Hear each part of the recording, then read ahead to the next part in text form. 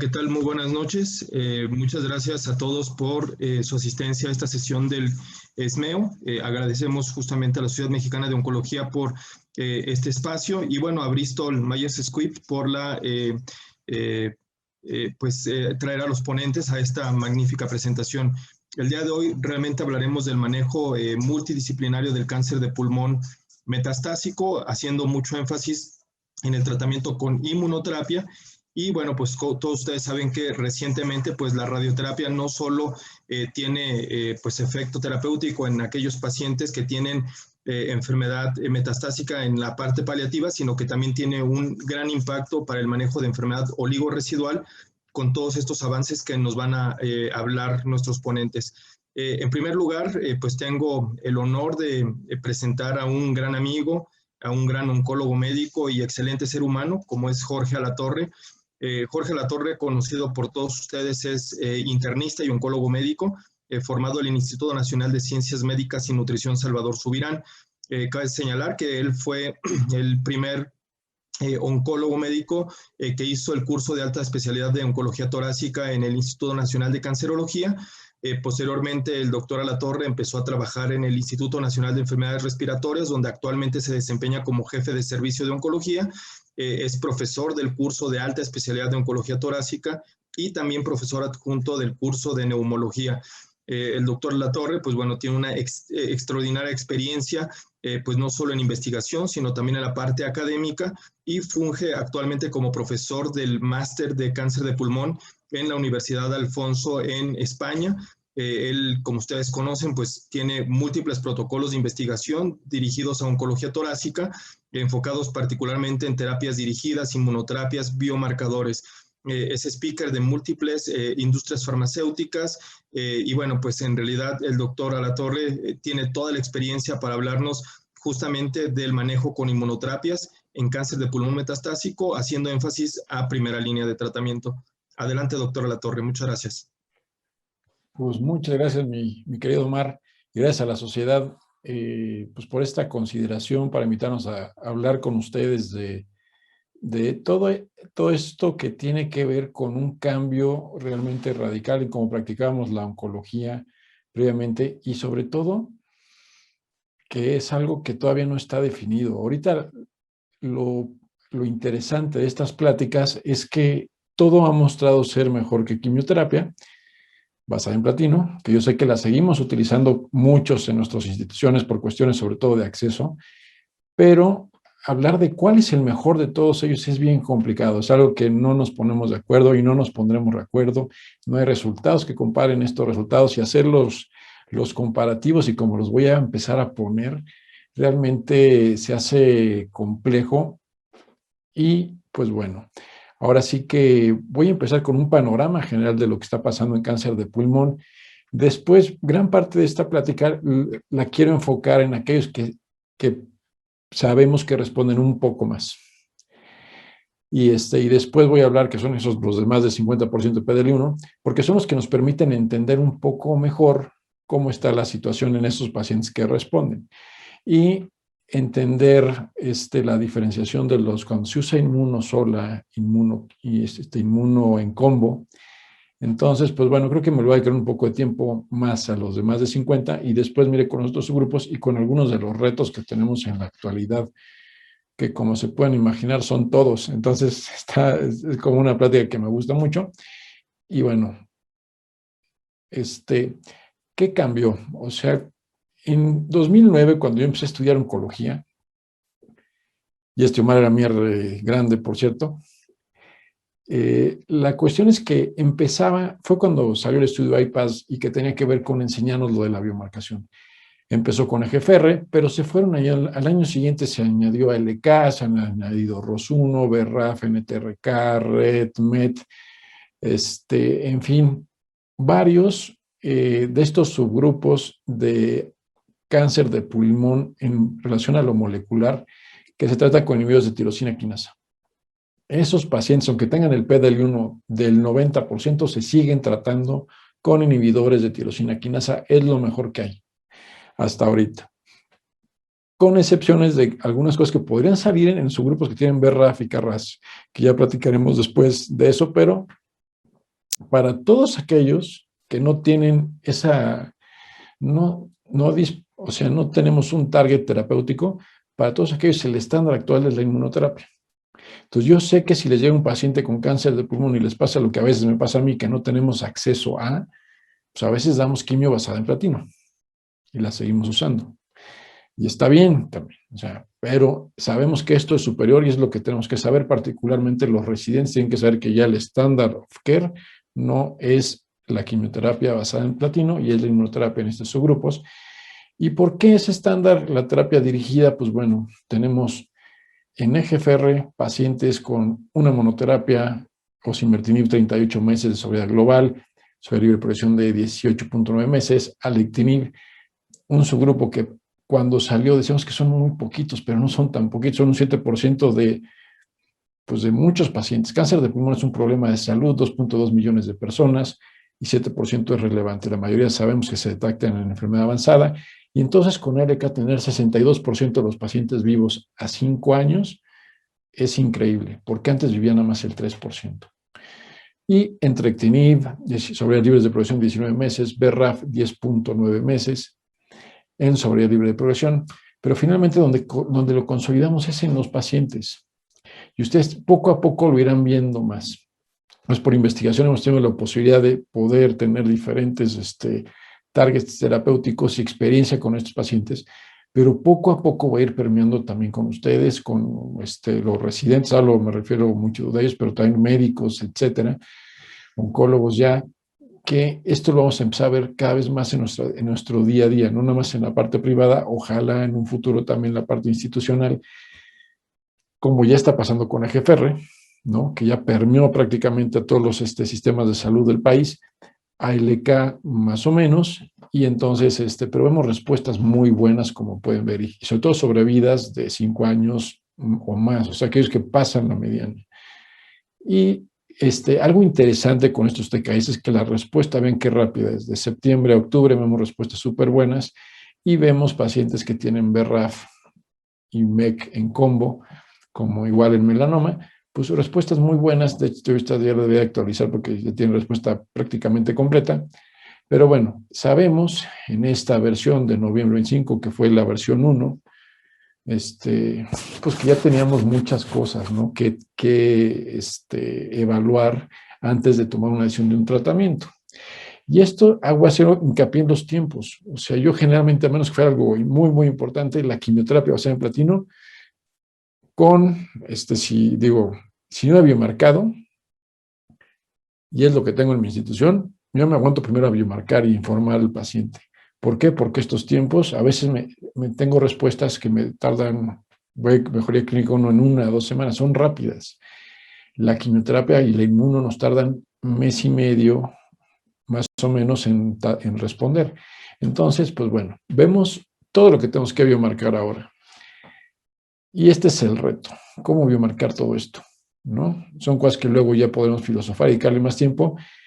Y se agrega sotorasib a todo esto. Entonces, ya la versión 5 de 2021 nos agrega KRAS G12C para darlo como segunda línea, como un tratamiento estándar en pacientes que tienen cáncer de pulmón avanzado con KRAS G12C. Entonces, se sigue complicando porque para los residentes ahorita es aprender a hacer otro medicamento con otro mecanismo de acción, otro subgrupo diferente, pero realmente lo que sí estamos haciendo es cambiar vidas, que es a lo que nos estamos enfocando y nos estamos dedicando. Y por eso cáncer de pulmón está muy padre. Pero cuando las puertas de las terapias blancos se cierran porque no encontramos un biomarcador, ¿qué es lo que tengo que hacer? Y como les comentaba al principio, pues ya las quimioterapias son el estándar de tratamiento. Los que estuvimos en el congreso pasado del ESMEO, que estuvo buenísimo porque invitaron a Jim Allison y se presentó un video de su historia, es impresionante, se lo recomiendo muchísimo. Y pues bueno, la idea es que tenemos que ver qué es lo que está pasando y sabemos que en población seleccionada las monodrogas pueden funcionar. Y pueden funcionar así de bien como pueden ver con esta paciente que tiene ya prácticamente desde de abril 2018 a la fecha con respuesta prácticamente completa. Pacientes con combos de quimioterapia con inmunoterapia también con muy buena respuesta, con un control de la enfermedad bastante bueno, combos de inmuno, como este de Ipinivo, solamente son 2 años y tuvo respuesta prácticamente completa. El señor sigue igual, lleva como 3 años sin pues en su seguimiento después de haber terminado eso y sigue súper bien. Y los combos recientes de quimio basada en platino más IO-IO. Entonces, bueno, lo que sí sabemos es que hay muy buenas opciones en la actualidad. El problema que tenemos todos es, ok, me llega mañana un paciente al consultorio y ¿qué voy a decidir? O sea, tengo varias opciones. Y pues la verdad es que hay mucha división. Así como vimos recientemente en la Ciudad de México, hay mucha división entre si uso una monodroga, particularmente los demás 50%, o uso un combo. Cuando hablamos de población de no más de 50%, sino de los negativos y los de 1,49, pues sabemos que un combo es lo mejor.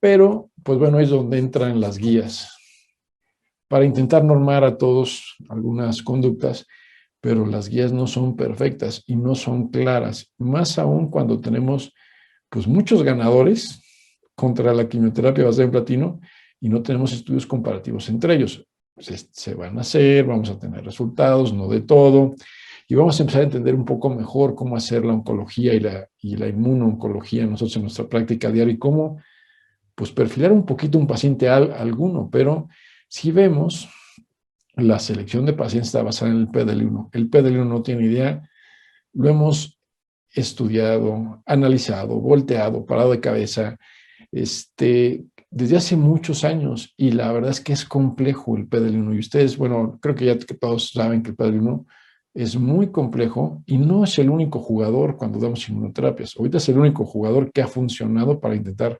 enriquecer a los pacientes y ver que funcione si tiene más de 50% una monodroga. Pero la biomarcación aquí está muy basada en si quiero dar una monodroga o quiero dar un combo. Entonces, tenemos este ejemplo en los de más de 50%, con inmunoterapias se pueden usar, pero también se pueden usar combos. Y si se fijan, todos están como categoría 1. Ahora, lo que nos puede confundir aquí es que dice uno, bueno, es que el preferido son 3 preferidos.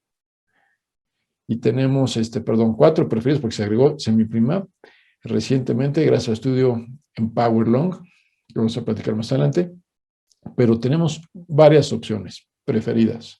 Tenemos otras recomendadas, que no es que sean peor que estas, entonces no queda claro. Y la otra tenemos algunos útiles en ciertas circunstancias que tampoco sabemos cuáles son esas circunstancias realmente. Entonces, la verdad es que cualquiera de estas opciones son válidas en los demás 50%. Ahora, si me preguntan cuál es la mejor, pues yo voy a decir una cosa, o yo voy a pensar una cosa en un paciente dado.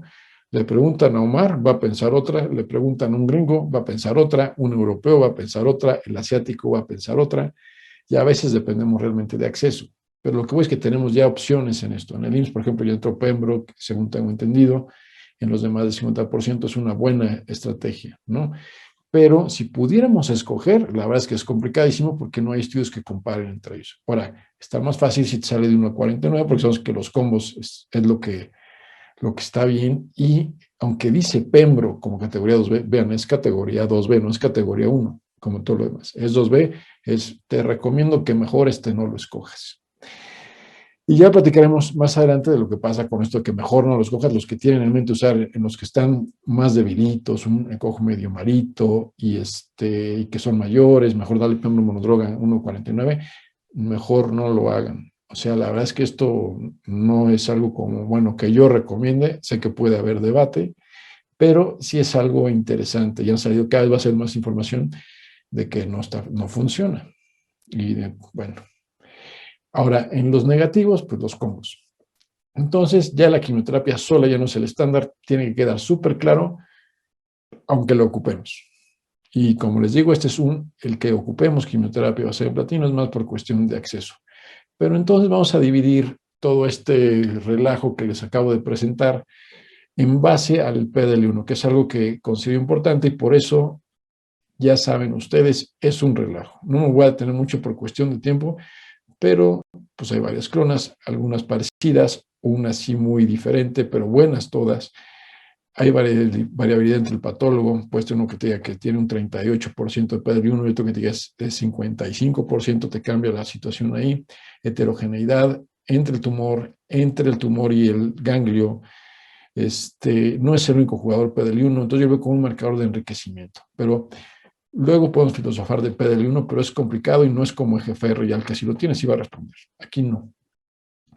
Y para hablar de PDL1, entonces tenemos, de PDL1 más del 50%, tenemos ya cada vez más información. Tenemos 3 estudios muy buenos, como lo son el Keynote 024, que fue el primero en 2016, que nos dio esta información y se logró una mediana de sobrevida de 30 meses. Aquí mucho de lo que van a empezar a ver, nada más fíjense en cuál es el desenlace que van a querer ver más. O sea, qué es lo que buscan ustedes en su paciente. Y esto, ahorita, aunque no tengamos datos maduros de todos los estudios, vamos a ir pensando y vamos a ir construyendo juntos, porque la mediana de sobrevida es importante, el hazard ratio es importante, la sobrereproducción la vamos a ver, y algo muy importante que les decía al principio es la cola de la curva. No tenemos esa información todavía. Pero, ¿por qué son mejores estos tratamientos? Bueno, sí, se diseñaron para demostrar un beneficio en la mediana y se evidenció en los 3 estudios. Con hazard ratios, si se fijan, muy similares, las medianas varían un poquito. 20 meses con el combo de atezo, beva, quimio. La quimio es paclicarbo, una quimio que saben que no nos gusta tanto porque se infunde en 3 horas el pacli, porque es más tóxico, requiere un filtro. ¿Cómo se llama?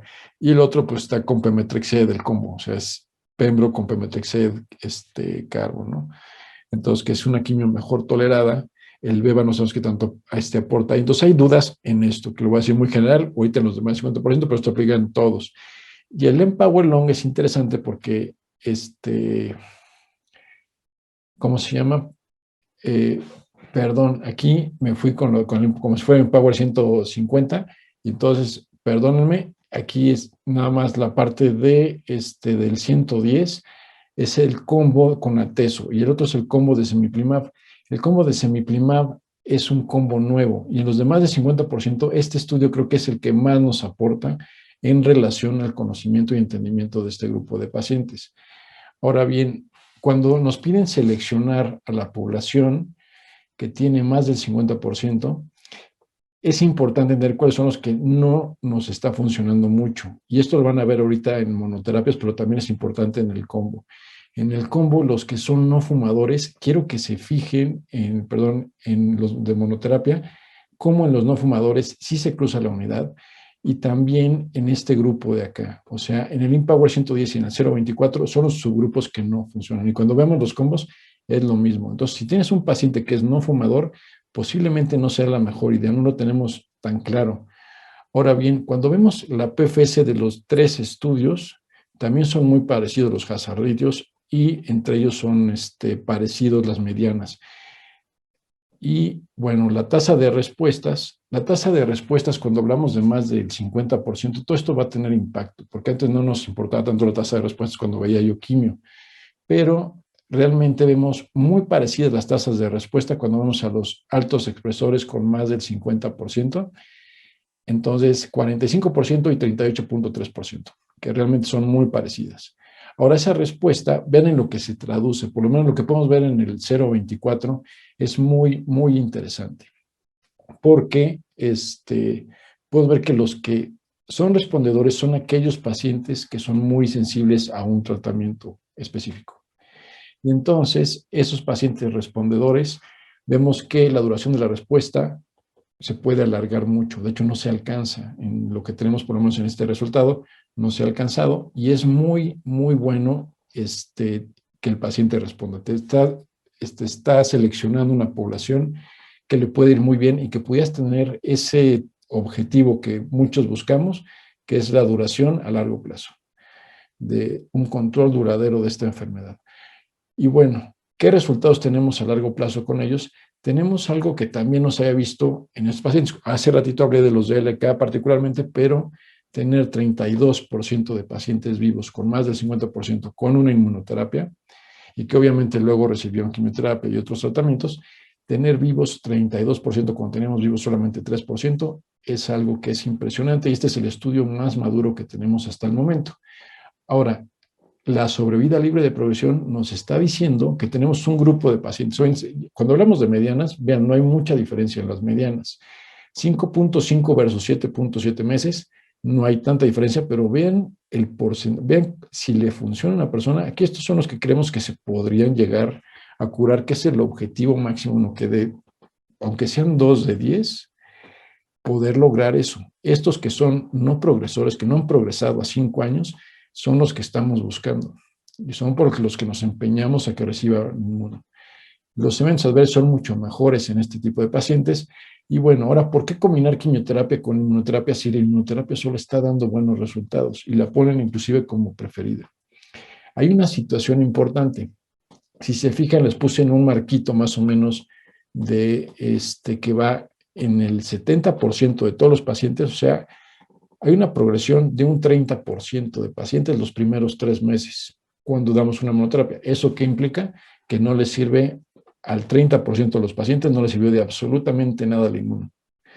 Entonces, eso nos genera un problema. ¿Qué también hemos ido entendiendo? En algunos estudios, sobre todo que es retrospectivo, un esfuerzo de varios hospitales universitarios de Estados Unidos, vimos que si lo divides entre 50 y 89% es diferente a los que tienen más del 90%. O sea, ven la sobrevida libre de progresión es completamente diferente. Estamos hablando de la población sensible de más del 50%. La sobrevida global en esto no se ha alcanzado y la tasa de respuestas es completamente otra. Ahora, regreso al estudio de Cemiplimab. Cemiplimab sí hizo esta división que casi nadie hace en los de más del 50%. Y este estudio por eso fue muy interesante, porque nos está diciendo que sí hay diferencias. O sea, entre los del 50, más de 60 y más del 90% en respuestas, pero también en sobrevida global y en sobrevida libre de progresión. Pensamos como si fuera una población homogénea al tener más del 50%, pero sabemos que hay varios factores. Y digamos que es muy diferente el paciente que es fumador, que tiene muchas mutaciones, que tiene al tener más mutaciones, más neoantígenos y es más inmunogénico, que el de un no fumador. Y de ahí viene el racional de por qué las monoterapias podrían no ser buenas opciones en este contexto. Son animales diferentes, aunque son adenocarcinomas, que a lo mejor no tengan ningún biomarcador, podrías no ser igual. Entonces, la quimioterapia tiene el potencial de hacer el efecto de un efecto de lisis celular que sea inmunogénica. Y lo que sí tenemos son algunos estudios con combos. Y de estos estudios, pues bueno, tenemos el 189, el 150, uno es pembro con quimio y otro es ahora sí, perdón, pero ahora sí viene el combo que no nos gusta tanto cuando se combina teso con paclitaxel, por lo mismo que les decía hace ratito. Son 3 horas de infusión, un medicamento que es más complicado, un poquito más tóxico. Lo sabemos manejar y lo usamos en muchos tumores. Tampoco es que nos asuste, pero sí es mucho, o sea, el pemetrexed es una belleza. Y la inmunoterapia no sabe, o sea, realmente no todavía puedo decir que hay una diferencia clara clínica entre uno y otro. Pero el bevacizumab sí no sabemos si agrega o no agrega. Entonces, son de esas diferencias que hay en los combos. Ahora bien, cuando vemos la cuestión en sobrevida global, ambos tienen un hazard ratio, pues, parecido, 0.59, 0.70, con mediar sobrevida de presión, que es no alcanzada, versus 25.2 meses. Entonces, si eso es lo que hace que sea preferido este tratamiento versus el otro, que lo ponen los demás de 50, podría ser, pero la verdad es que no lo creo. Y algo interesante que tienen ambos combos, la progresión del 30% que se veía en las monodrogas, si se fijan, aquí la progresión del 30% se da hasta los 6 meses. Si ese efecto está dado únicamente por quimioterapia, la verdad es que pues no vamos a lograr esa sobrevida duradera, pero en algunos pacientes, si logramos lo que se piensa teóricamente de tener esa muerte celular inmunogénica, entonces vas a poder rescatar a algún paciente por una sobrevida duradera. Es lo que buscamos con estos combos. Y pues bueno, tenemos varios estudios. La diferencia aquí son las sobrevivas de progresión de estos dos, pero aquí agregué el Empower 130, que lo que hace también es agregar nab-paclitaxel con el objetivo de no dar esteroide, no premedicar con esteroide y en teoría generar un mejor efecto. No hay realmente diferencia, pero es un combo que también está aprobado. Y vean las diferencias, ¿no? En relación a la progresión. Las tasas de respuestas son superiores con los combos. Y el que sea una tasa de respuesta superior, la duración de la respuesta teóricamente podría ser superior que una monodroga, teóricamente. Entonces, si el efecto está dado por una situación inmunomediada, o si es por la quimio, pues no vamos a lograr esa respuesta duradera, y la toxicidad pues es bastante tranquila en general. O sea, es combinar dos esquemas, es quimioterapia la que sabemos manejar con inmunoterapia. Entonces, no es algo que sea sinérgico y que nos genere problemas. Ahora, si combinamos CTLA4 con anti-PD1, PDL1, la verdad es que los resultados del 227 y del 9LA son interesantes, porque nos muestran que la combinación también es muy buena. En aquellos subgrupos de más del 50%, tenemos, cuando se compara con quimioterapia, pues más o menos resultados parecidos, 7 y 6 meses más. Ahora, el combo del 9LA es un combo que no hemos podido entender y que no nos ha gustado tanto, aunque la verdad es que los resultados que presentaron ahorita en ASCO, que les voy a mostrar, son interesantes, pero son 2 ciclos de quimio. Y lo que buscaban con esa quimio es hacer lo que no hizo la monodroga, es poder ayudar a que no progresen los primeros 3 meses de los pacientes. Ese era como el objetivo, porque nada más son 2 ciclos en vez de los 4 ciclos que estamos acostumbrados. Y pues es un combo que ha sido de mucho interés y muy discutido. Y lo que podemos ver en su libre de progresión, pues son resultados, pues más o menos parecidos en lo que vemos en el hazard ratio y en sobrevidas libres de progresión. La verdad es que entre los dos. Y se corrobora la información que les decía, los no fumadores en estos combos en particular, pues mostraron ser muy buenos, inclusive cuando se dan los 2 ciclos de quimioterapia. Entonces, sabemos que esto se puede hacer interesante. Las toxicidades, pues el combo de IP-NIVO que se utiliza aquí es muy diferente al de 3 miligramos de IP, por ejemplo, aquí se usa 1 miligramo de IP, o sea, no es como el melanoma, y la cosa es de que esto lo hace muy bien tolerado, es 1 miligramo de IP cada 6 semanas. Entonces, la toxicidad es una toxicidad tranquila, no como la que se comentaba en melanoma, y en los demás del 50, pues bueno, tenemos duración de respuestas del 38%, duración de la respuesta de 26 meses, que es lo que se presentó actualmente en el Congreso de ASCO, y pues son resultados interesantes del 9LA de sobrevida a 2 años. Podemos ver cómo es superior el combo de nivo-ipi con quimioterapia, y cuando tiene su respuesta, pues la verdad es que les va muy bien. Ahora, otro combo que es interesante, que es un fase 2 que llevó a que se estuviera llevando y que se llevó también aquí en México, el fase 3, es de tiragolumab, que es un anti-TIGIT, otro checkpoint inmunológico, más atezolizumab versus atezo placebo. Los resultados de ASCO del año pasado, las que fueron impresionantes, y puedo ver una sobrevida libre de progresión no alcanzada. Entonces, esto se llevó al fase 3, población más del 50%, entonces son resultados todos interesantes. Ahora bien, lo que sí es que si me llega mañana un paciente con PDL1 positivo, ¿qué elijo? La verdad es que todos son buenas opciones, pero sí tenemos que ver la parte de seguridad.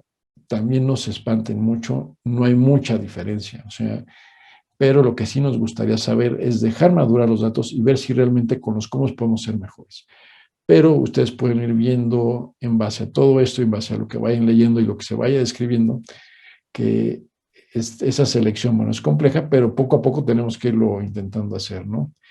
Tomar como algún partido, y en los de 1 a 49, pues parecería que es más fácil, pero realmente son muchos combos, y todos categoría 1. Son los mismos esquemas que ya comenté previamente, y todos mostraron ser mejor que quimioterapia. Hazard ratio de 0.6 en el 189, de 0.8 en el Empower 150, con sobrevida libre de progresión en los combos, pues la verdad es que les fue bastante parecido también, 9.2 meses versus 9.7 meses en el otro combo, y la tasa de respuesta fue un poquito superior. Es el brazo B realmente el que es el tetrapack, que luego le decimos, bueno, que le dice Omar mucho tetrapack, y que ya muchos lo adoptamos. Entonces tenemos 48% versus 58% en esto, obviamente estudios diferentes, y cuando vemos la parte del combo del 227 en estos subgrupos, vemos que en los de 1 a 49 no alcanza realmente significancia estadística en el 227, y en el 9LA se ve una significancia con un hazard ratio de 0.61. Entonces, pues bueno, en el update, digamos, en los que tienen más de 1%, que poner más de 1% es meter también a los demás de 50, pues se ven diferencias de nivo IP versus quimioterapia, Y bueno, algo importante, el estudio 042 ni lo mencioné, es un estudio de Pembro en los de 1,49, mostró nada más un beneficio realmente en los de más de 50, los de 1,49 mostró no ser peor que la quimio, pero si hay resultados de que si le das quimio con inmuno, que se presentaron ahorita en ASCO por un estudio que desarrolló la FDA, dar el combo es mejor, como pueden ver, que dar inmuno monodroga en este grupo de pacientes. Y cuando no es que, bueno, no es candidato a inmuno, que no es en candidato a quimio, yo no los conozco. O sea, sí sé que los demás de COG de más de, o sea, más de 2, pues no son candidatos, pero la cuestión aquí es que estos no están estudiados. O sea, los estudios no hicieron en ese tipo de pacientes. Entonces, si es que este no es candidato a quimio, o lo veo medio frágil y todo, lo que es levantarlo. Entonces, aquí nos dicen que sí hay mayor posibilidad de hacerlo si damos el combo. Y el 0,42 no es un estudio que sea convincente. Y en los negativos, prácticamente igual, los combos son muy similares. Tenemos el 189, que mostró también positividad y pues bueno, no así el subanálisis del estudio 150 con 17 meses, pero fíjense, no hay diferencia estadística, pero vean, este nos da 17.2 meses y este 17.1 meses. Y ahorita que lleguemos a los combos de con inmuno va a ser muy parecido. Y pueden ver aquí también la sobrevida y progresión de los combos. Vemos cómo son muy similares. La tasa de respuestas, bueno, sí es superior para el brazo del Tetra Pak, del 51%. Obviamente son estudios diferentes en aquellos que son negativos, pero también nos dan 17 meses en mediana sobrevida global, el 9LA y el 227. O sea, están muy parecidos, digo, hablando que el de Atezo fue, no tuvo significancia estadística, pero sí. Se comporta de una forma muy similar y podemos ver a 3 años, cuando vemos el combo de ipinivo versus quimio, vemos diferencia de prácticamente 19% más versus quimioterapia a 3 años. Y el 9LA, que presentó esta información también recientemente Martin Reck, pues se ve también respuestas del 31% con duración de la respuesta del 17%, de 17.5 meses. Entonces, se ven resultados muy interesantes. En escamosos tenemos también, las combinaciones son buenas. Entonces, tenemos bueno, no hay diferencia realmente en estos estudios, es el 131 y el 407. Lo que sí es que el de Atezo salió negativo y el de Pembro salió positivo. Ahora, la lucha que estamos buscando es cómo seleccionar a los pacientes y como ven, estamos midiendo CIPDL1, pero también la densidad se está estudiando, linfocitos infiltrantes circulantes. Estos son muchos biomarcadores que se están haciendo. Ahorita mostré algunos, pero está madurando. Estos son los primeros 100 pacientes que se presentaron en ESMO. Se está madurando. El TMB está empezando a ser cada vez de mayor interés. Vemos la suma de TMB con PDL1. También está siendo interesante en respuestas, en soberanía global. Hay problemas con el TMB también. Vemos que hay heterogeneidad, inclusive en el tumor en relación a lo que tiene que ver con la carga mutacional y los neoantígenos. Pero como les digo, cada vez hay más información de que podría sumar y generar mejores resultados en estos pacientes. También los fenotipos son importantes, tanto tumores que llamamos inflamados como no inflamatorios, que tengan baja carga o alta carga mutacional, etcétera. Tenemos que buscar y también hasta puede tener un papel la microbiota en todo esto. Entonces, aquí, bueno, todas las opciones que platiqué ahorita son diferentes opciones, pero todas son buenas. Fueron, como les comentaba, mejor que quimioterapia, pero la personalización que nos gusta tener a los médicos oncólogos, por todo lo que hemos estado viviendo, la verdad es que se ve rebasada con el conocimiento que tenemos ahorita. Lo que sí sabemos es que el estatus tabáquico puede ser un factor decisor. Si tiene síntomas o no, ya vimos que con los combos el paciente que tiene síntomas tiene más posibilidad de respuesta y con esa posibilidad de respuesta podrías tener ¿cómo se llama? Pues mejor control de síntomas en relación a las toxicidades. Pues la verdad es que todos son, son mejores toleradas las monoterapias, obviamente, pero las toxicidades otras no son sumatorias, entonces ahí sí depende de unas cosas. También tomar en consideración las preferencias del paciente y obviamente los costos y el acceso que tengamos en las instituciones. Y pues yo les agradezco mucho su atención y dejo obviamente la palabra al doctor Omar Macedo y a nuestra siguiente ponente. Muchísimas gracias, doctora Latorre, por la extraordinaria presentación y revisión del tema, que con todas las opciones que nos has comentado, pues no es nada sencillo. Uno, hacer una presentación de 30 minutos para hablar de todo lo que has mencionado, y por otra parte, la elección de los tratamientos, que se ha vuelto muy compleja, y bueno, tendremos al final de la sesión pues suficiente espacio para resolver muchas de las dudas. Los invito también a que hagan pues sus preguntas a través del chat, y todas ellas van a ser contestadas oportunamente. Y bueno, pues a continuación tengo también el placer y el honor de presentar a la siguiente ponente, que es la doctora Adela Poitevin, muy conocida por todos ustedes. La doctora Adela Poitevin actualmente se desempeña como jefa de departamento de radioterapia en el Hospital Médica Sur. Ella ha estado a cargo de múltiples proyectos de adquisición de equipos modernos de radioterapia. Cabe señalar que la doctora Poitevin se formó en medicina interna en el Hospital Español y posteriormente fue a Francia, a la Universidad René Descartes en París, a hacer su especialización en oncología en la opción de radioterapia. La doctora Poitevin, pues bueno, se desempeñó como subdirectora del Departamento de Radioterapia del Instituto Nacional de Cancerología en el periodo 2003 a 2008, y ella fue justamente de las pioneras en la edificación de una nueva unidad de radioterapia con el primer acelerador lineal. La doctora Poitevin es experta en técnicas avanzadas como radiocirugía o SBRT. También es experta en la colocación de implantes permanentes con yodo 125 para cáncer de próstata metastásico. Es pues profesora de múltiples materias que tienen que ver con la radiooncología por parte de la Universidad Autónoma de México. La doctora Adela Poitevin ha escrito innumerables artículos, aproximadamente 50 en revistas indexadas. Pertenece al Sistema Nacional de Investigadores, SNI2.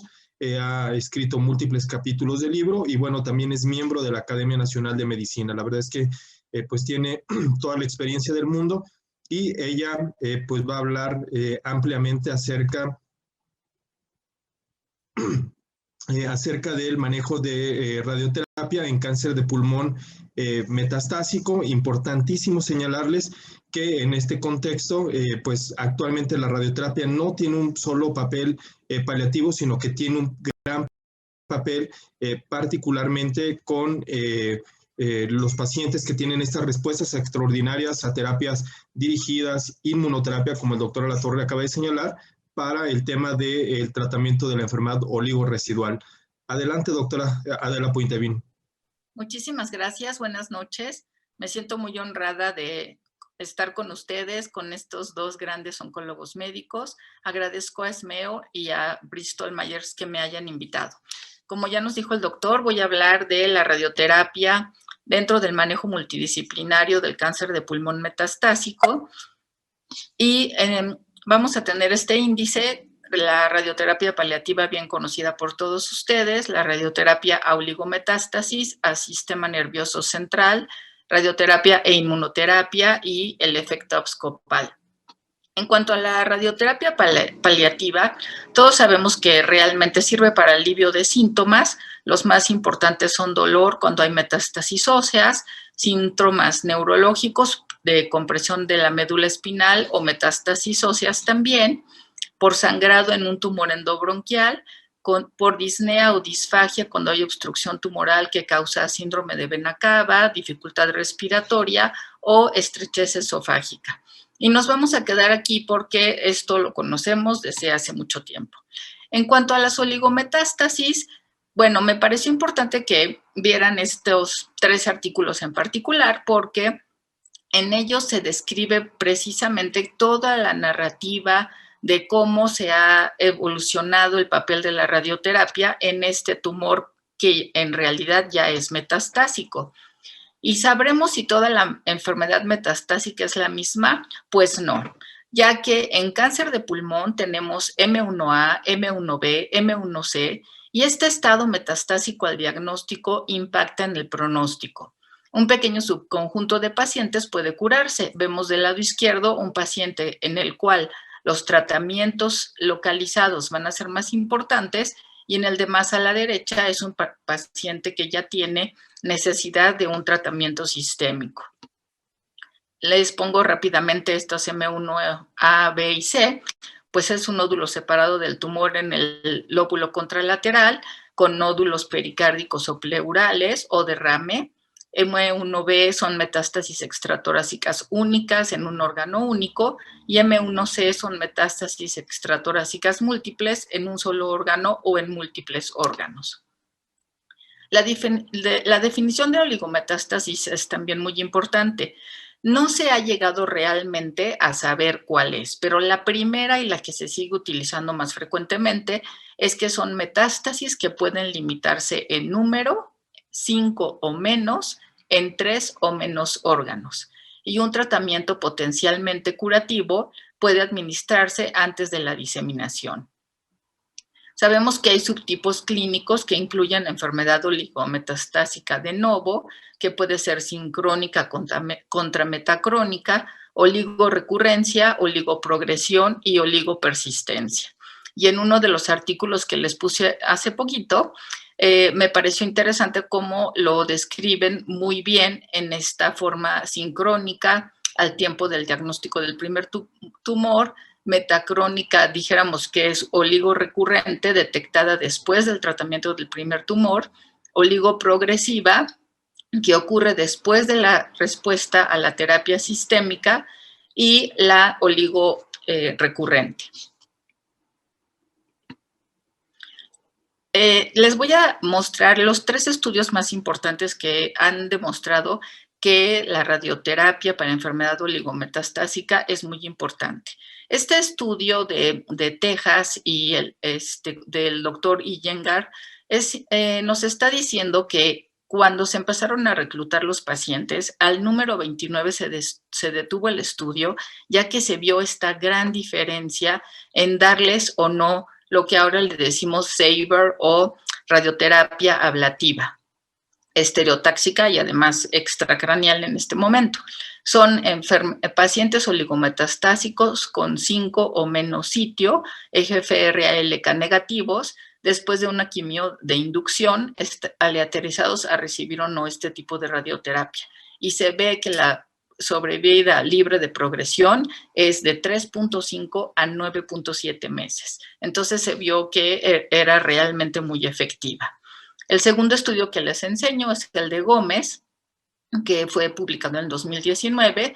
En este entraron 49 pacientes oligometastásicos con 3 sitios o menos, y después de un doblete con platino o inhibidor de EGFR con ALK aleatorizados a terapia sistémica de mantenimiento, más o menos cirugía y radioterapia de consolidación, la sobrevida libre de progresión fue de 4.4 a 14.2 meses y la sobrevivencia global de 17 a 41 meses. Este estudio es el que más ha demostrado que se puede tratar la enfermedad oligometastásica con una posibilidad de curación.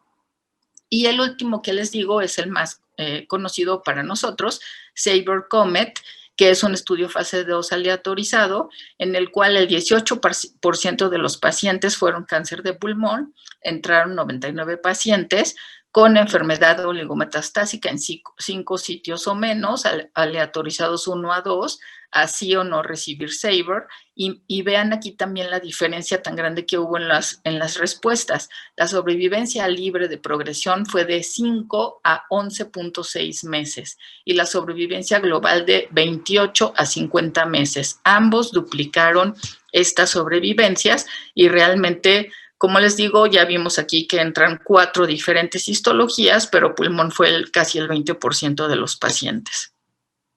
No quiero que lean, por supuesto, toda esta tabla, pero lo que quiero enseñarles es que se están esperando los resultados en las enfermedades oligometastásicas de cáncer de pulmón en estos 6 estudios, y estamos viendo que les interesan muchas cosas dentro de esta enfermedad, que puede ser extracraneal, intracraneal, y se está viendo cuál va a ser la sobrevivencia global y la sobrevivencia libre de enfermedad.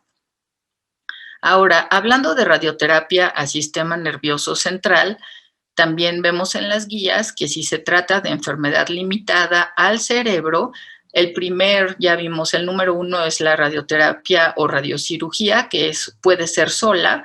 Se podría hacer una resección quirúrgica si el paciente está sintomático o necesita otra vez un diagnóstico histopatológico, siempre seguido de radiocirugía, o también se puede usar radioterapia al encéfalo total. Este trabajo me pareció importante porque nos pone dos ejemplos que tenemos que tomar en cuenta. La parte izquierda nos dice los factores que nos hacen una influencia en la decisión de cómo vamos a tratar a estas metástasis cerebrales. Depende, por supuesto, de la edad, el estado funcional, la extensión de la enfermedad intracraneal, tanto el tamaño como el número de metástasis, su localización, si está, por ejemplo, en el tallo cerebral o zonas elocuentes, qué opciones de tratamiento sistémico se tienen y la extensión de la enfermedad extracraneal. Y del lado derecho podemos ver 4 escenarios importantes también que nos van a hacer pensar qué tanto esfuerzo se le va a poner a este tratamiento por tener un buen estado funcional o un estado funcional malo, con pocas metástasis o mucha enfermedad en el sistema nervioso central, que tampoco tenga control de la enfermedad extracraneal y que tenga o no síntomas, además de tener EGFR-ALK positivo o negativo. Entonces, este mismo artículo nos dice que alrededor del 20% de los pacientes con cáncer de pulmón de células no pequeñas tienen metástasis cerebrales al diagnóstico y del 25 al 50% durante el curso de la enfermedad. La radiocirugía administra una dosis de radiación alta, ablativa, biológicamente efectiva mayor a 100 grays, con un gradiente de dosis marcado a un blanco definido, con tasas de control local tan altas como 70-90%. Y esta frase me parece de veras que tenemos que tomarla muy en cuenta porque nos está diciendo que llegamos a una curación de estas metástasis. Y la frase que sigue, la radioterapia a encéfalo total, que es la terapia de primera elección para las metástasis múltiples, se administra cuando hay diseminación intracraneal extensa que sería difícil controlar con radioterapia focal. Nosotros hemos visto pacientes que tienen hasta 15 lesiones intracerebrales y podemos tratarlas con radiocirugía siempre y cuando tengamos en cuenta toda la toxicidad que puede hacerse y se considera si puede ser menos o más que con una radioterapia encéfalo total. Algunos datos son como la incidencia de metástasis cerebrales con mutaciones del EGFR es mayor que la observada en los pacientes con EGFR wild type de 70 a 38%. La tasa de respuesta a los TKIs en pacientes con mutaciones de EGFR es de 60 a 100% en el cerebro. Cerca del 35% del cáncer de pulmón de células no pequeñas, etapa 4, ALK positivo, tiene metástasis cerebrales a la presentación y entre 50 y 60% desarrollan metástasis cerebrales en el curso de la enfermedad. Para esta enfermedad, el crizotinib ha mostrado una tasa de control intracraneal significativa comparado a quimioterapia. Este otro estudio nos dice que el papel de la radioterapia en el manejo de estas metástasis y nos dice que, por supuesto, la elección de tratamiento depende del número, volumen de metástasis, control de la enfermedad extracraneal, el estado fisiológico, la biología del tumor con la mutación del gen EGFR. Los candidatos a radiocirugía también se consideran dependiendo de su estado físico, los síntomas, la elegibilidad para la terapia blanco, el control tumoral extracraneal, edad y pronóstico. Todos estos los hemos visto muchas veces dependiendo de diferentes clasificaciones y podemos saber cuáles pacientes van a ser beneficiados de uno u otro tratamiento. Cambia un poquito la definición de las oligometástasis cerebrales, ya que la aparición dentro de los 6 meses del desarrollo del cáncer se llama sincrónico y estos pacientes tienen una mejor sobrevivencia si todos los sitios de enfermedad macroscópica se tratan radicalmente. En tratamiento sistémico activo sin oligometástasis y metástasis cerebrales más de 6 meses, se llama oligoprogresivo metacrónico y es una de las presentaciones más frecuentes cuando se tiene EGFR ALK positivo. Y hay una ausencia de terapia sistémica activa cuando se llama oligorrecurrencia metacrónica. Se sabe que los TKIs de tercera generación, como el osimertinib, alcanzan una respuesta durable en el sistema nervioso central y permiten esperar a la radioterapia encefálica.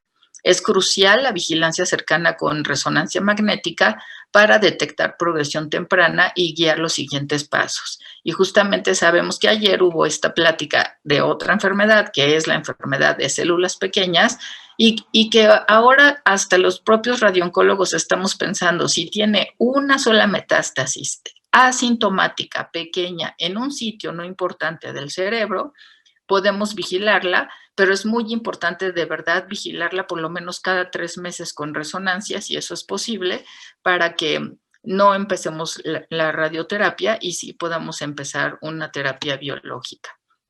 Entonces, bueno, las estrategias que se tienen para el sistema nervioso central es identificar a los pacientes que podrían beneficiarse de combinaciones de terapias sistémicas y locales dirigidas al cerebro, conocer la toxicidad potencial al combinar la radiocirugía con terapia sistémica y reconocer y tratar la radionecrosis, la limitación de secuelas a largo plazo en pacientes etapa 4 que alcanzan una sobrevivencia prolongada, un riesgo de falla leptomeningia o paquimeningia con el uso aumentado de radiocirugía en vez de radioterapia a encéfalo total, y la decisión de observar y esperar en metástasis cerebrales asintomáticas cuando se administra un tratamiento sistémico con actividad intracraneal. Ahora, hablando de la radioterapia e inmunoterapia, pues cómo mejora la radiación la respuesta inmune a la radioterapia. Y esta es una lista nada más que contiene 7 elementos, pero son muchos más y ustedes también ya los conocen. Lo hace aumentando la presentación de antígenos, aumentando la señalización coestimuladora, activando la vía CGAS-STING para disparar respuestas inmunes, recluta las células T, provoca una infiltración linfocítica en el estroma tumoral, sobreregula el ligando de muerte programada y altera el micromedio ambiente.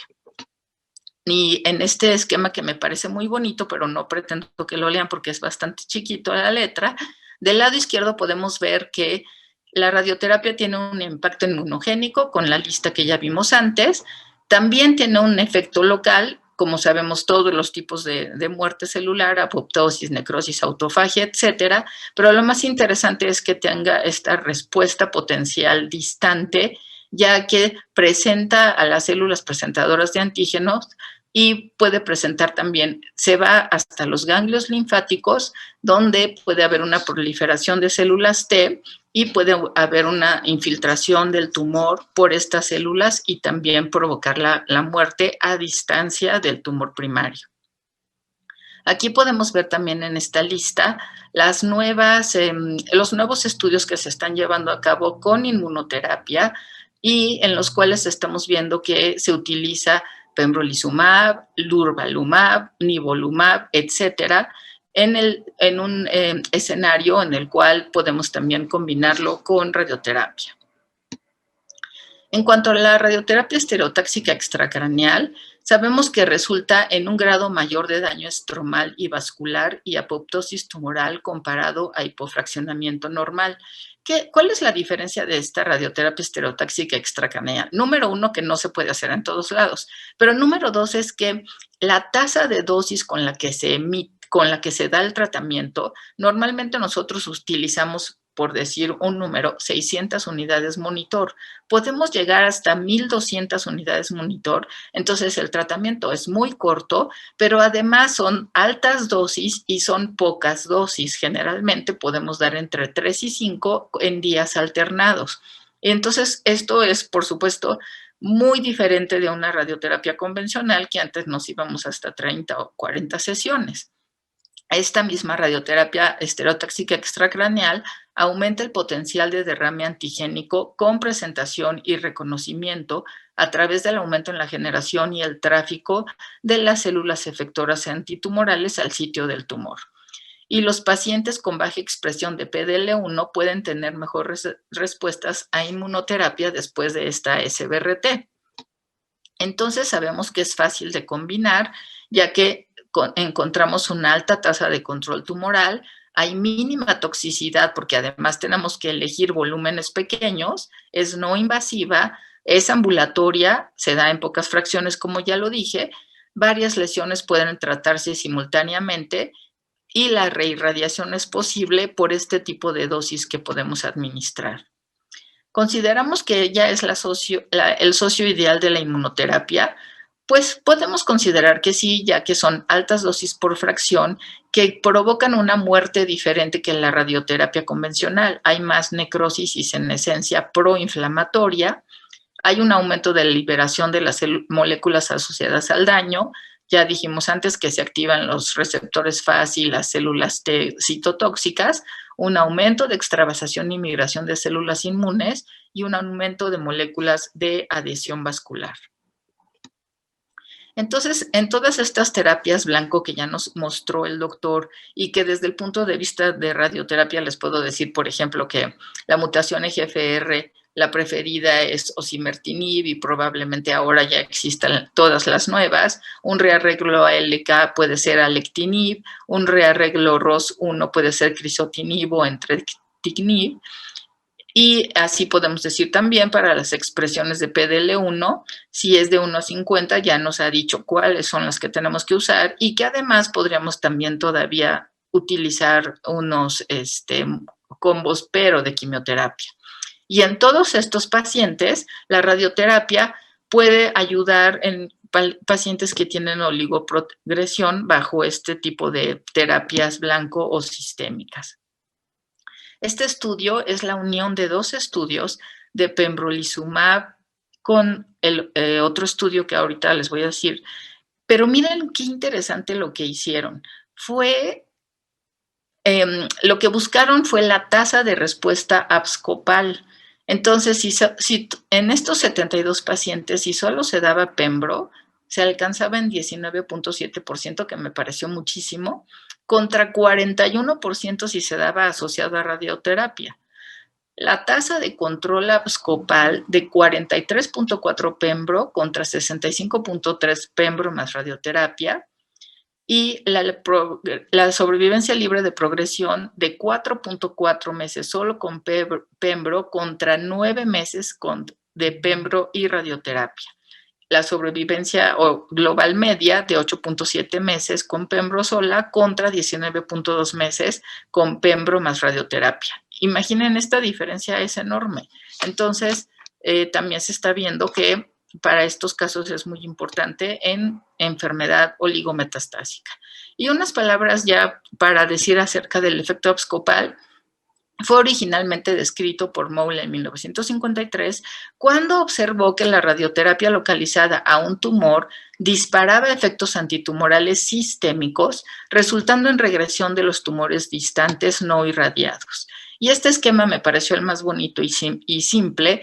Si nosotros damos una radiación a un tumor, se van a destruir las células que van a liberar antígenos tumorales, se los van a presentar a los macrófagos y a las células dendríticas que van a llegar a una activación en el ganglio linfático y esto nos va a dar lugar a linfocitos T citotóxicos antitumorales que van a actuar contra el tumor que fue irradiado y contra el tumor a distancia, provocando este efecto abscopal.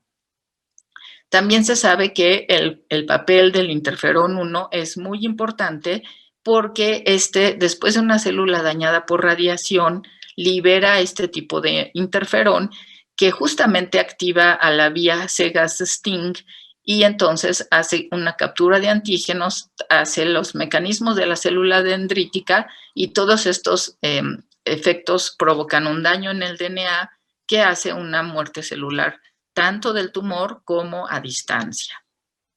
Tampoco quiero que vean esta lista pero sí quiero que se impresionen por el número de estudios que han mostrado efecto abscopal. Son estudios en pocos pacientes, pero que lo han hecho y que además están publicados, y así podemos saber que sí existe el efecto abscopal.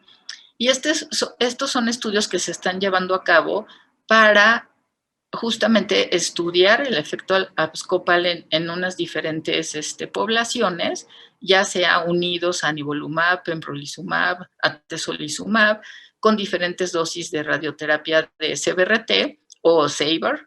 Y estos estudios lo que pueden ustedes ver es que se están llevando a cabo en Estados Unidos, en China y en Francia. Entonces, como resumen, les quiero decir lo siguiente.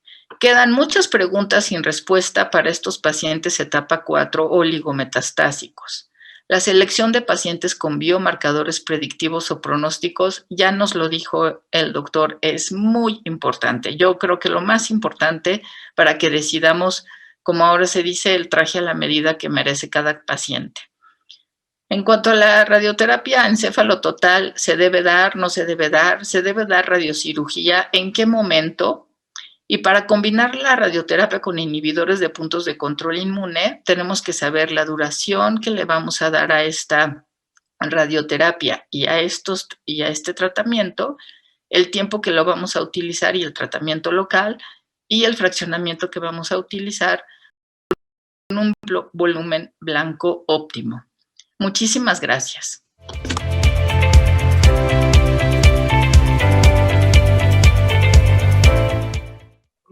Bueno, pues la verdad es que ha sido un par de sesiones realmente extraordinarias, con una revisión muy amplia acerca del manejo sistémico del cáncer de pulmón y bueno, del manejo con radioterapia en enfermedad metastásica, que bueno, podemos ver que ha habido grandísimos avances. Estoy revisando el chat, hay felicitaciones para ambos ponentes, hasta ahorita ninguna pregunta y bueno, pues yo tengo algunas preguntas para realizarles en lo que los que están aquí presentes se animan. Doctora Adela, le quisiera hacer la primera pregunta. Por ejemplo, cuando un paciente tiene una enfermedad oligoresidual o una enfermedad oligometastásica, ¿qué contraindicaciones hay para ofrecer SBRT? Y se lo pongo por algunos de los temas que frecuentemente surgen entre los oncólogos, por número de lesiones, por tamaño de las lesiones o por localización. ¿Qué contraindicaciones habría para esto, doctora? Pues fíjese que localización no es una contraindicación en primer lugar, pero sí, si por ejemplo tiene 7 lesiones, pues primero trataremos unas 3 y luego unas 4, porque todas es un tratamiento muy largo para un paciente, a pesar de que, como les digo, ya son muy rápidos por esta posibilidad de tasa de dosis muy alta que tienen los aceleradores. Y en cuanto al volumen, por supuesto que es importante. Sin embargo, ahorita, por ejemplo, para enfermedades metastásicas de hígado, en hígado se pueden hacer tratamientos hasta de 5 centímetros o 6 centímetros, dependiendo de qué tan cerca de los vasos, etcétera. Pero eso también es lo que tenemos que considerar. Una enfermedad en una vértebra, también tenemos que ver cuánto está involucrando la médula para que sea fácil o difícil hacerlo, pero en general ya ahora todo se puede hacer si tenemos una forma buena de hacer una planeación con radioterapia. Ok, muchas gracias, doctora. Nada más en este mismo sentido, por ejemplo, una lesión pegada a la pleura o pegada al pericardio o cercana a los grandes vasos en tórax, ¿sería una contraindicación o no sería una contraindicación y podría ofrecerse ese tratamiento? Fue uno de las discusiones que se tuvieron y de hecho se llaman centrales o ultracentrales estas lesiones para nosotros, y hay ahora todo el tiempo nuevos webinars, etcétera, de cómo sí se pueden tratar si uno tiene cuidado. Como le digo, hay que tener en cuenta el movimiento, tenemos que tener una tomografía en 4D para que al momento de hacer la planeación podamos justamente seguir la respiración, saber en qué momento vamos o no a darla y cuánto puede aguantar el paciente, porque el paciente generalmente, si tiene enfermedad pulmonar, muchas veces tiene también ya una afección de la función y no aguanta el tratamiento, ¿no? No aguanta nuestro posicionamiento. Ok, muchas gracias, doctora, por su respuesta. Doctora Latorre, en relación a los estudios que nos ha mostrado, la información que ha sido pues realmente sorprendente, ¿tú dirías que en este momento la monoterapia la dejarías única y exclusivamente para aquellos pacientes, la monoterapia con inmuno, para aquellos pacientes que tienen una expresión muy elevada del PDL1, es decir, no más del 50, sino de más del 90, y que de ahí para abajo cualquier combo debería ser la estrategia terapéutica? Mira, no lo podría asegurar. La verdad es que creo que esa es una pregunta muy interesante porque hasta hace no mucho, no sé si te acuerdas, Omar, que nos acaba de discutir,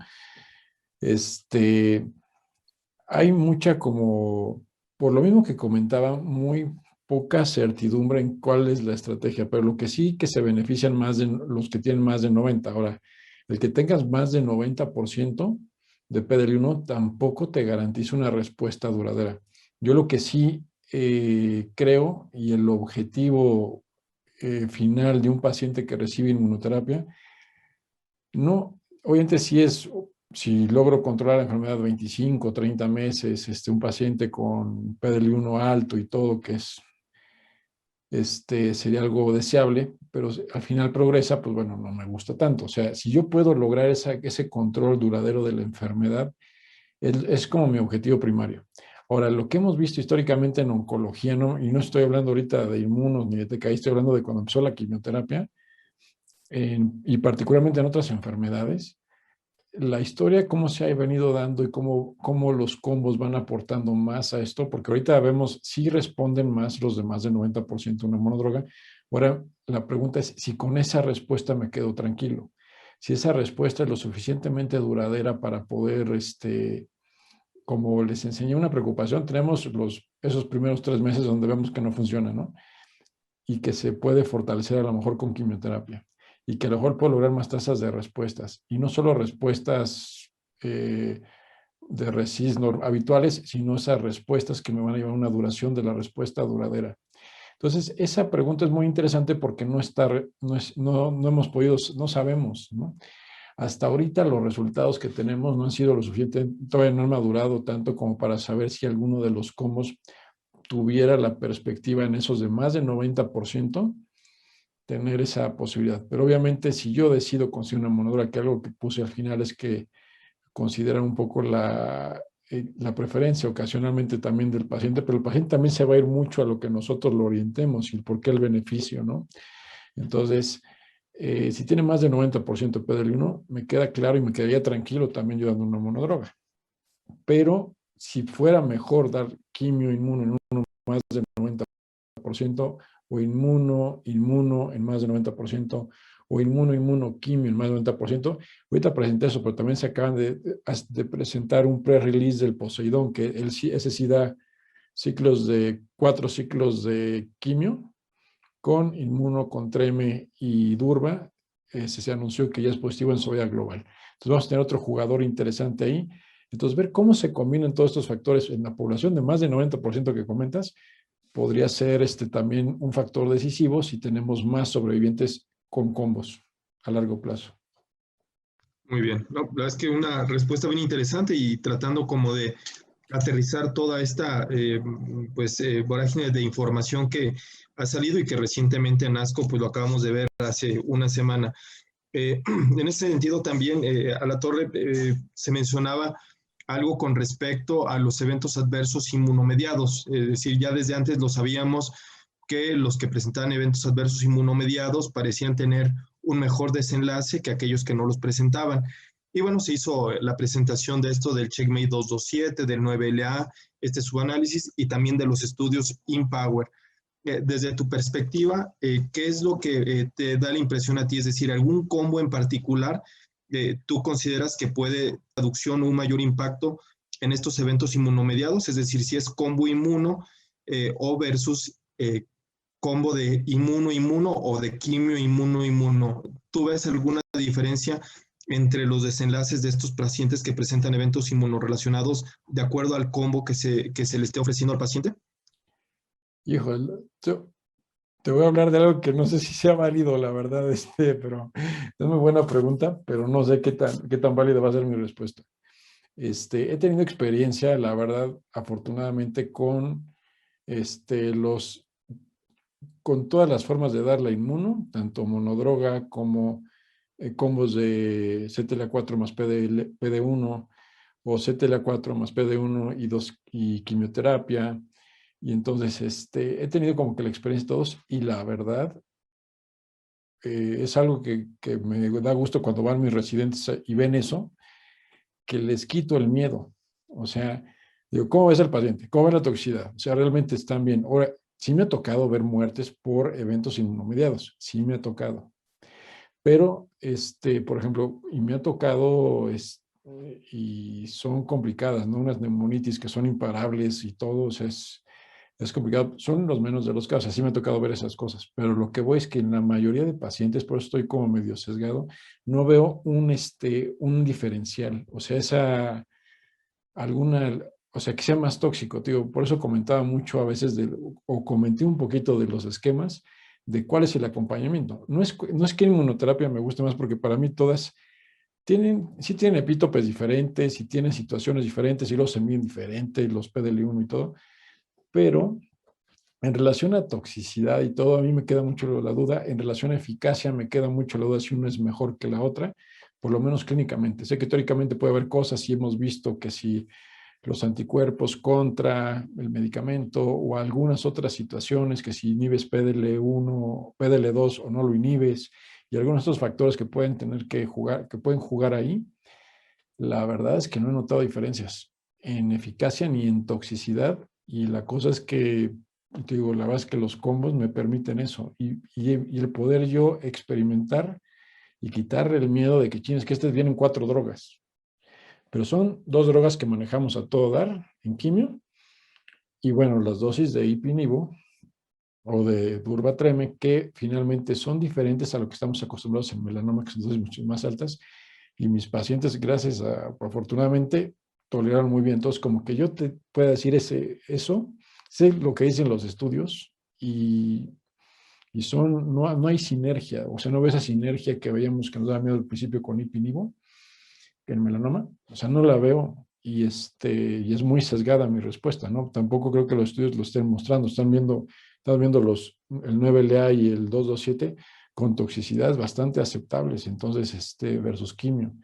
Entonces, pues bueno, ese no sería por lo menos hasta ahorita un factor de tomar una decisión, ¿no?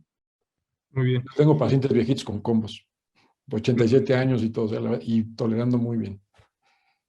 Muchas gracias por la respuesta, Jorge, y esto sobre todo también como que nos da este entendimiento que si el paciente presenta algún evento inmunomediado, por ejemplo, con un combo como el Checkmate 9LA de quimio más doble inmunoterapia, si el paciente presenta estos eventos y se tiene que suspender el tratamiento, a esos pacientes les va extraordinariamente bien, pues, o sea, pareciera que dar bastante golpes desde el inicio, pues también da un mantenimiento bastante duradero. Sí, nos dice como o sea, estamos viendo antes de hacer una evaluación de respuesta, estamos viendo que sí se despertaron las defensas contra algo, ¿no?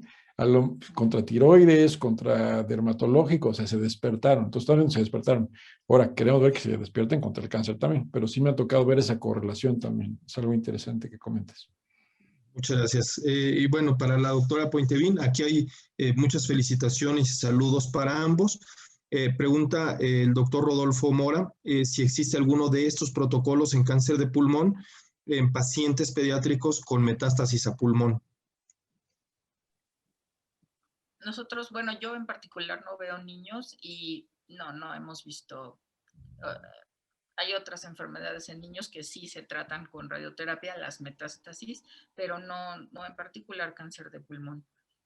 Tenemos por suerte muy bien dividido quién ve qué. Entonces, por ejemplo, hay médicos en Medicasur que han tomado el curso de especialidad de radioterapia, como el doctor Maldonado, la doctora García, que trabaja en el INP. Entonces, ellos son los que ven a los niños.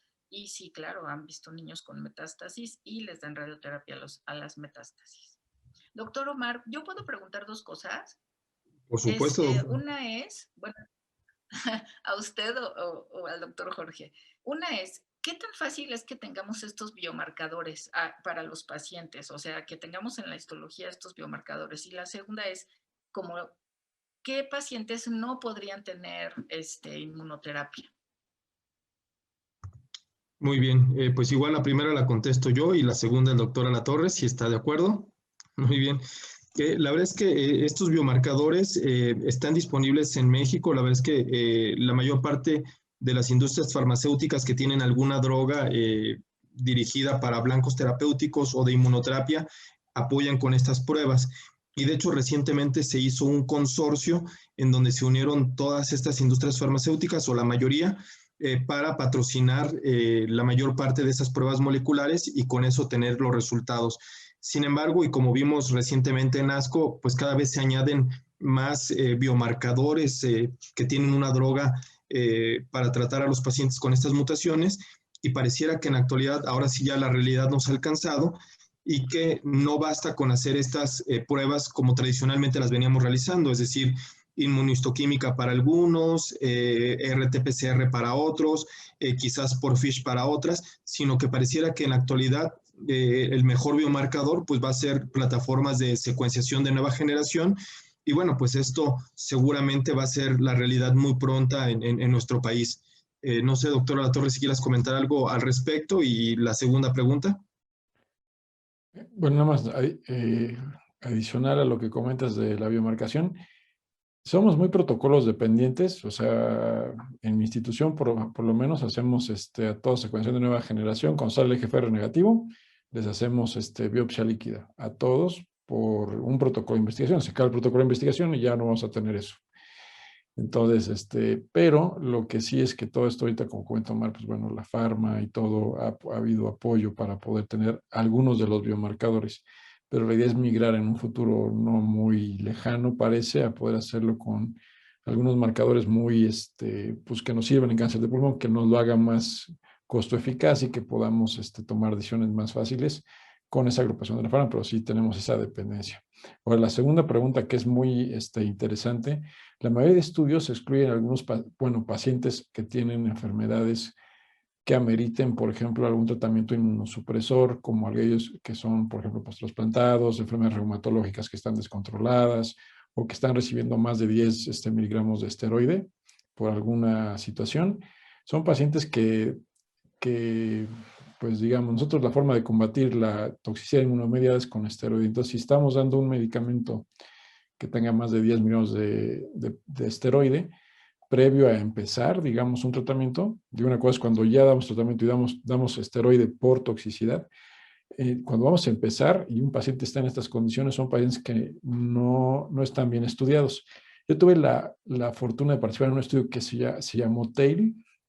Es un estudio que tenía el objetivo en segunda línea evaluar atezolizumab pues es muy parecido a lo que era atezolizumab segunda línea postprogresión a quimioterapia, pero que sí nos permitió incluir casi todo lo demás, o sea, VIH, enfermedades reumatológicas, etcétera, obviamente enfermedades reumatológicas controladas, pero desafortunadamente los grupos de pacientes no nos permitieron hacer un análisis adecuado como para decir que sea seguro. Tampoco vimos nada raro en los que tuvimos. Entonces, pero sí los porcentajes de pacientes que digamos, generalmente serían excluidos de un estudio fase 3 que es de aprobación y que busca tener pacientes muy bien escogidos, no. Y aún así nos costó mucho trabajo reclutar, tener este tipo de información. Entonces, ahí sí depende. Y un comentario, por ejemplo, si tengo un paciente con cáncer de pulmón, PDL1, vamos a pensar, como ahorita comentamos, 95%, por ejemplo, y es post-trasplantado renal. Entonces, ahí tiene uno que tener una plática muy cercana con el paciente, porque sí puede haber un beneficio del inmuno, se puede uno echar, requiere quitarle la inmunosupresión posiblemente el paciente entrará en hemodiálisis o entrará en algún tratamiento de sustitución, pero si se trata de riñón, yo sí lo platicaría, aunque se quede el paciente sin riñón, y lo vería junto con el nefro, o sea, haría como esta cosa multidisciplinaria, que sí podría ser un paciente que a lo mejor le quitas inmunosupresión, le empiezas un tratamiento que crees que va a ser muy eficaz y que podría ser bueno, pero obviamente esto es discutible, obviamente, y el paciente tiene que estar súper enterado, su nefrólogo muy enterado, y todos estar como en comunión de las dudas y cosas, ¿no? Pero creo que sí se puede seleccionar, inclusive en este grupo de población, ¿no? Muy bien. No sé, tú, Mar, Muchas si gracias. tienes alguna cosa Gracias. adicional. Incluso en relación a la pregunta que hacía el doctor Rodolfo Mora, si estos protocolos estaban en población pediátrica, es importante señalar que la alteración de NTRK es algo que es común en pacientes pediátricos con muchas neoplasias de las que generan metástasis pulmonares, y que de hecho la inmunoterapia ya ha mostrado resultados favorables en adultos y en niños con muchas de las neoplasias hematológicas que son frecuentes en esta población pediátrica. Entonces, pues la verdad es que también eso es algo sorprendente de estas inmunoterapias que tienen un tope de seguridad muy elevado y que tienen una eficacia pues en múltiples neoplasias. Doctora Adela, quisiera hacerle una pregunta más, antes de que igual, porque no hay otras. Ah, bueno, ya acaban de hacer una aquí, mire, y también es para usted. Dice, en un escenario ideológico, ¿no se potenciaría la respuesta y disminuiría las toxicidades con quimio seguido de inmuno y después SRS secuencial? Es decir, si se podría potenciar la respuesta y minimizar la toxicidad si el tratamiento se hace secuencial, quimio, después inmuno y después SBRT. Yo creo que no se ha llegado a esa decisión final. Ni siquiera estamos completamente ciertos. Yo creo que ustedes también están de acuerdo en que si vamos a usar CTL4, de verdad va a ser antes o después de la radio. Si vamos a usar anti-PDL1, va a ser antes o después de la radio. Entonces, como no se tiene ese esquema, no se puede saber. Sin embargo, sí es mejor utilizar primero una cosa y luego otra. Hay pocas terapias biológicas que se utilizan al mismo tiempo que la radioterapia, pero además, como es radiocirugía, una sola sesión, o SBRT hasta 5 sesiones, pues es 1 semana, 2 semanas de tratamiento, y mientras puede recibir la inmunoterapia sin tanta toxicidad. Muy bien. Yo, por ejemplo, quisiera comentar que quizás ya está muy demostrado que quimio radio, pues concomitante es mejor que secuencial, pero por otra parte, por ejemplo, recientemente la actualización del estudio Pacific, que también que se presentó la semana pasada en ASCO, pues demuestra este beneficio a largo plazo con el tratamiento de quimio radio seguido de inmunoterapia, y la apuesta está también en que quizás si la inmunoterapia se da en los primeros 14 días, el resultado es aún mayor. Y eso justamente nos lleva a lo que se está estudiando actualmente y donde el doctor Alatorre ha participado en los protocolos de dar quimio, radioterapia e inmunoterapia concomitante, es decir, más que secuencial, incluso todo junto. Y no sé si nos quieras comentar algo de eso, Alatorre. ¿Cuál es tu experiencia si notaste un aumento en la toxicidad? Es complicado, la verdad es que a veces es mi experiencia, porque, o sea, sí tuve algunos pacientes con toxicidad, que no puedo saber si era de la radio, inmunomediada o qué, pero tengo entendido que no se logró, o sea, ese beneficio que esperábamos eh, de la sinergia que podemos hacer, porque lo que se veía aquí es que, o sea, buscar el efecto, dar inmunoterapia al mismo tiempo que la radioterapia, era como que el objetivo que se tenía en el Pacific 2. Entonces, parece que ya se hizo un comunicado también de prensa que no se logró, no tengo yo los resultados, pero pues hay que esperarlos, va a ser interesante, porque yo sí tenía mucho, con todo esto que hemos visto y lo que platicó muy bien la doctora Adela, la verdad es que esperábamos esa sinergia, ¿no?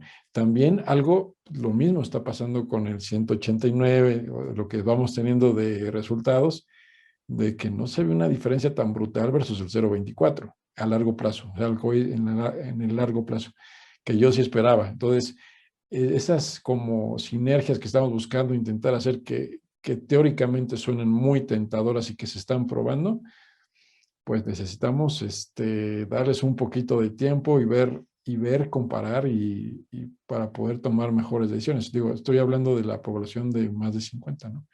Cuando comenzamos con 024, 189, pero pues bueno, o sea, es cosa de esperar, pero esto la verdad es que se va haciendo cada vez más interesante, ¿no? Muy bien, gracias. Nos hace una pregunta la doctora Erika Rivas. Dice que ¿cuál ha sido el tratamiento o mejores resultados en cáncer de pulmón con metástasis a cerebro? Y bueno, yo diría que hay dos grandes vertientes: pacientes con alguna alteración molecular que sea candidato a terapia blanco y aquellos pacientes que no son candidatos a terapia blanco.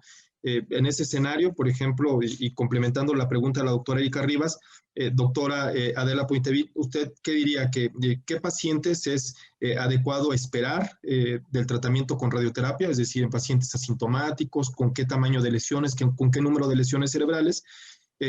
Cuando tenemos una terapia que tiene una adecuada penetración al sistema nervioso central, como osimertinib, como alectinib, brigatinib, lorlatinib, o sea, fármacos que tienen pues ya un efecto terapéutico bien demostrado en el sistema nervioso central. Esa sería la pregunta que quisiera hacerle a usted y al doctor Alatorre. En aquellos pacientes que no tienen alguna terapia blanco, pues algún driver, ¿con qué sería mejor tratar las metástasis cerebrales hablando del tratamiento sistémico? En cuanto a la radioterapia, la verdad es que no hay nada escrito. En este momento no podemos decir, ya vimos las guías ultimísimas, nada más dicen esto o esto o esto, no dicen una cosa en particular. Pero bueno, lo que estamos viendo ahora es que a lo mejor no es no es claro que nivel 1 de evidencia ni nada, pero si es un paciente que no tiene síntomas, que sus lesiones son pequeñas, y eso podemos decir 1 centímetro o menos, que están localizadas en lugares no elocuentes y no es el tallo cerebral, etcétera. 3 lesiones a lo mejor lo podemos esperar, pero todo el tiempo tenemos que estar vigilándola con una resonancia magnética. No nos podemos ni siquiera arriesgar a hacer una tomografía o un PET, no.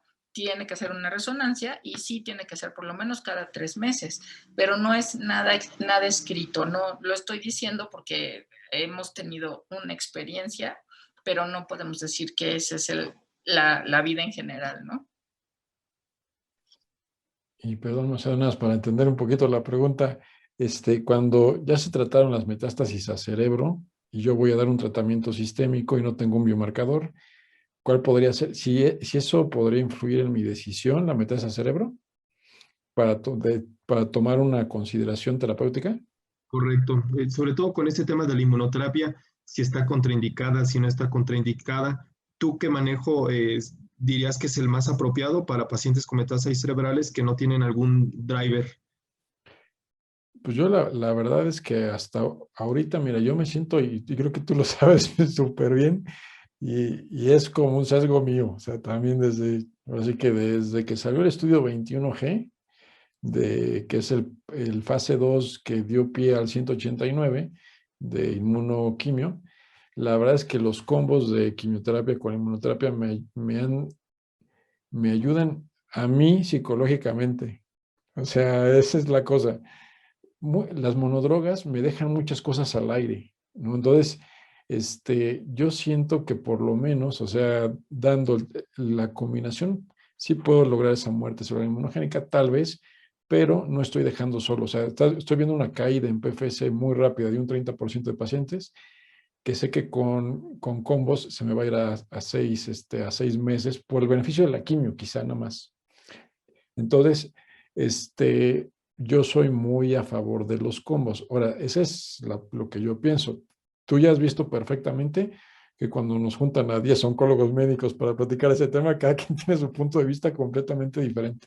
Entonces, dependerá, algunos lo basan mucho en el PDL1, algunos lo basan en la sintomatología, por lo menos algo que sí me gusta también de los combos es que la sintomatología, el paciente está más sintomático de tórax, o sea, ya se trató acá, pero si tienes un paciente muy sintomático de tórax, buscas darle un combo con quimio para lograr mayores respuestas y para poder tenerlo, o sea, que tenga menos disnea, tos, dolor torácico. Entonces, esa respuesta para mí es importante también. Entonces, ahí puede uno intentar personas. Ahora, si tiene 90%, como hablamos, es viejito y no quiere quimio, pues tampoco me lo voy a pelear ponerle quimio. Entonces, ahí sí, a lo mejor le dejas la monodroga o le das un combo de inmuno. Entonces, ahí varían las circunstancias, pero es muy interesante la pregunta. La verdad es que no me, vamos a ver que la doctora Adela ya nos lo trató nosotros vamos, en base a todo lo que hemos platicado, tomar una decisión en tórax, y yo estoy muy sesgado también a los combos. Entonces, pero hay mucha gente que le gusta mucho la monoterapia. A los gringos creo que les encanta también la monoterapia. Entonces ahí depende mucho del paciente y la visión que tú tengas en relación a toda esta información. Muy bien, pues agradezco muchísimo pues a todos los asistentes a este evento. Muchas gracias, doctora Latorre. Muchas gracias, doctora Adela, por sus excelentes presentaciones y comentarios. Y bueno, pues sin más, agradecemos también nuevamente a la Sociedad Mexicana de Oncología por este espacio y a Bristol Myers por patrocinar este evento. Muchísimas gracias. Gracias, Omar. Gracias a todos. Que tengan muy buena noche. Buenas noches. Hasta luego.